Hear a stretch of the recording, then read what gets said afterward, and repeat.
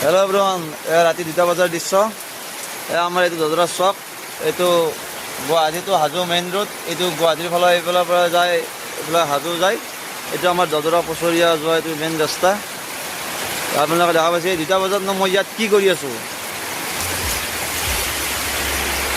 2টা বজাত মই কি কৰি আছোঁ আপোনালোকে গমাই পাইছে বহুতে, যিহেতু আমাৰ দেউতা ইলেকশ্যন ডিউটি কৰিছিল। প্ৰত্যেকবাৰ এনেকৈ ৰাতি হয়।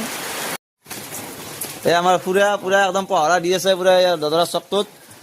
টেনশ্যন নাই আৰু দদৰা চকটোত আপোনালোকে দেখা পাইছে কোনো মানুহ নাই। এই খুৰাই আপোনালোকে দদৰা চকটো ৰাখি আছে পুৰা একদম পহৰা দি। খুৰা ধন্যবাদ। যাওঁ আমি আৰু খুৰাৰ লগত থাকিলোঁ। লৈ যাওঁ। খুৰাৰ লগত থাকিলোঁ মানে অলপ টাইম, আপোনালোকে দেখা পাইছে।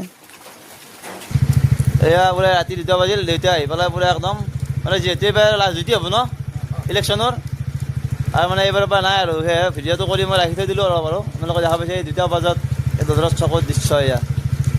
ইমান কষ্ট হয় আপোনালোকে গমাই পাইছে। আপোনালোকে ভাবিব পাৰে চৰকাৰী চাকৰিয়াল, কিন্তু চৰকাৰী চাকৰি হ'লেও বহুত কষ্ট হয়। যাওঁ উঠাই দে, এতিয়া যাওঁ মই ঘৰ। পুৰা বেগ লৈ ল'লোঁ পুৰা একদম,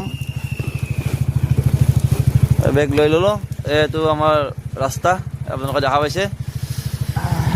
বলক এতিয়া আমি ঘৰতে যাওঁ আৰু।